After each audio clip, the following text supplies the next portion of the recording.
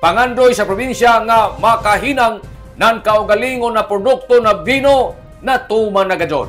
Ang pangandoy mahimong matuman kung ang tanang katawan mo tabang o makiglambigit sa mga programa sa kagamanan. Sa unang termino pa lamang ni Provincial Governor Lyndon Barbers, natuman dajon ang ija tag pangandoy na ang kagamanan ng lalawigan sa Surigao del Norte makahinang nan kaugalingong produkto, bunga ng lupa, kultura sa nan kadasig ng ato katawan. Laong nija, mga produkto na dili ra makahatag ng panginabuhian kundi makahatag ng garbo sa kada Surigaonon. Laong ni Governor Barbers, ini dili ra kon pasilidad. Ini simbolo sa panagiusa, paglaom sa nan kalampusan sa higakit sanan sa tibuok Surigao del Norte. Ang higakit ram, produkto sanan Surigaonon garbo nato para sa lalawigan tungod ini dako gajod na pasalamat ni Governor Barbers ngadto na sa atong Ginoo gumikan kay sa matag jaoy ida ajuon ihatag manggajod sa atong labawng magbubuhat. Laong ni Governor Barbers,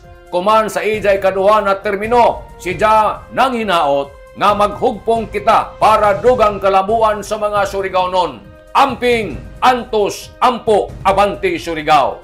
Nanukad gikan diri sa Kapitolyo, ini si Marictioners Marcon Vlogs, Mario Conales Simulan, malaong salamat, marajaw na adlaw, natong tanan.